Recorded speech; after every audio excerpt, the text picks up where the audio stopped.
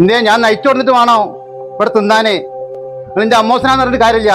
പോയി തന്ത അവിടുന്ന്. ഈ തന്തക്ക് ഉസുറും പുളിയൊന്നുമില്ല. നേരത്തിന് ഇങ്ങനെ തിന്നാൻ വരും. ജമീല വാതിലോർക്കേ.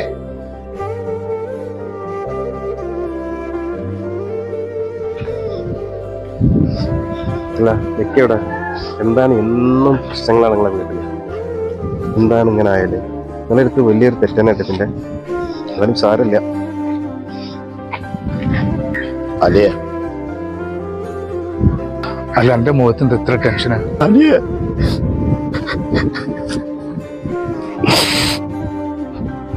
ഇജി കരണ്ട.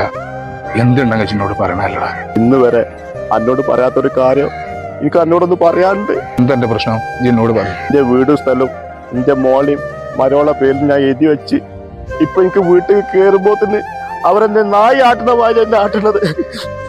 ഇത് ഞാൻ ഇന്ന് വരെ എന്നോട് ഞാൻ പറഞ്ഞിട്ടില്ല. എന്ത് പണിയാ കാട്ടിയ ചങ്ങായി? നോയച്ചി കിടന്ന് മൂങ്ങ ഇവിടെ വന്നിട്ട് സ്വന്തം പേരയും പറവും ആരോടും ചോദിക്കാതെ എഴുതി കൊടുക്കല. എന്നോടൊരു വാക്ക് എനിക്ക് ചോദിച്ചൂടെ? എന്റെ സ്വന്തം മോളല്ലടാ അവള്.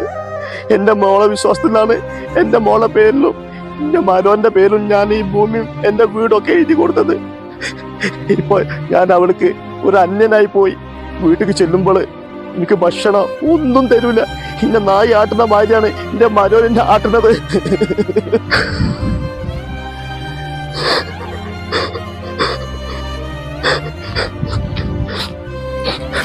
അലിയ ഏതായാലും ഇജി എന്നോട് പറയാതായി ചെയ്ത്. എന്ത് കാര്യം ഉണ്ടെങ്കിലും ഒരാളോട് ചോദിച്ചിട്ട് മാടാ ചെയ്യാൻ. ഇങ്ങനൊക്കെ ആവുമ്പോ നമ്മൾ അനാഥാലയത്തിൽ കിടക്കേണ്ടി വരും. ഒരുപാട് പേര് അനാഥാലയത്തിൽ കിടക്കാണ് ഇങ്ങനത്തെ ഓരോ വിഷയം കൊണ്ട്. എനിക്കതറിയോ? പിന്നെ നമ്മളാരെയാണ് നോക്കണത്? അവർക്ക് എഴുതി കൊടുക്കേണ്ടത്. ഇതൊന്നും ഇജ്ജ് ചെയ്തില്ല. ഇനിയിപ്പോ ഇജ്ജ് ബേജാറാണ്ട. ഇതിനൊരു പ്രതിവിധി ഉണ്ട്. നമ്മൾ നല്ലൊരു വക്കീലിനെ കണ്ടിട്ട് നമ്മൾ കേസ് കൊടുക്കാം. ശരി, ഓക്കെ. കാക്ക നിങ്ങൾ പറഞ്ഞാട്ട് ശരി.